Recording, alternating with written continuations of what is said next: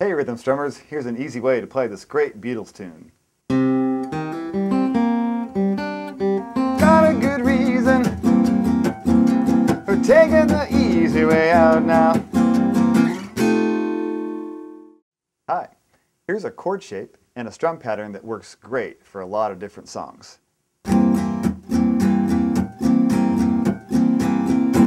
What I've got here is a C7 chord.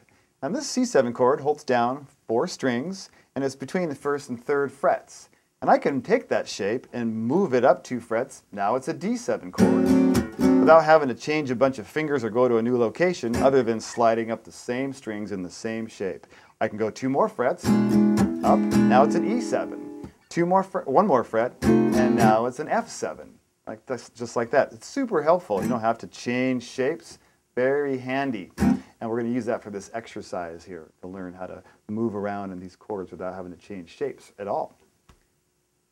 All right, so what I'd like to do is start out with just the C7 using this strum pattern. If you look, you'll notice it's down, up, and then the 3rd arrow is dark with an X through it. And the dark just tells you, the bold arrow tells you that it's a louder stroke, and the X tells you it's what we call a scratch stroke. And a scratch stroke is where you just play the chord without holding the strings down, and you might mute it with your right hand too. So it just simulates like a drum beat, a snare beat. And you'll notice that's on beats 2 and 4, so it sounds like 1 and 2 and 3 and 4 and...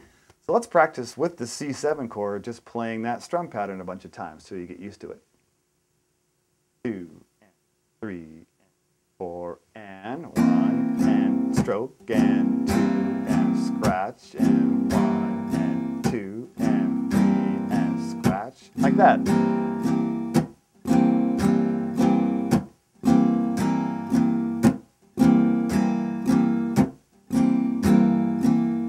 and 3 and 4 and 1 and 2 and 3. Let's keep going.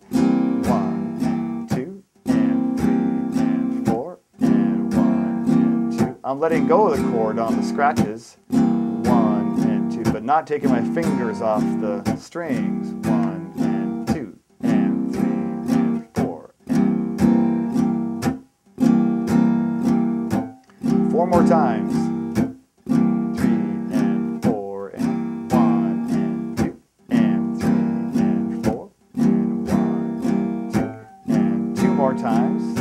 1 and 2 and 3 and 4 and 1 and 2. Here we go. 3 and 4 and like that. Now what I like to do is move the chord. So we're going to start it out here between frets 1 and 3 as a C7. Then we'll slide it up. And the way you do that is just to release the tension on the strings with your fingers. Don't push them down. Just let them rest on the strings and pretend they're little rails and slide them up to the frets between frets 3 and 5. That's a D7 chord. And then slide it up 2 more frets between 5 and 7. Now it's an E7 chord. Now between 6 and 8 gives us the F7. So we're going to play the pattern 1 time per chord at a nice slow speed, and we'll loop that a bunch of times to get used to making that move and keeping the strum pattern going too. Just like real music. 1, 2, 3 on C chord. Up to D7. Now, and we'll go to F. And 3 and 4 and C. And up to D. 2 and 3 and 4 and E. 2 and 3. Up to F.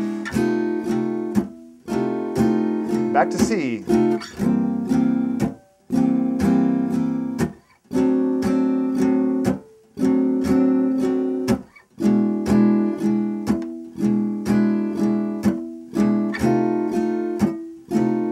Back to C.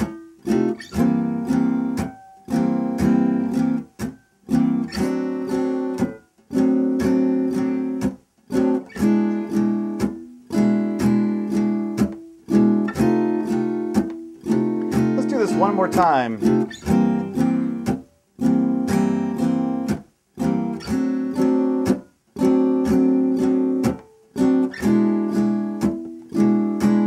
land on this F chord. And 3 and 4 and like that. Here's how all of that applies to Day Tripper. One-way ticket, yeah.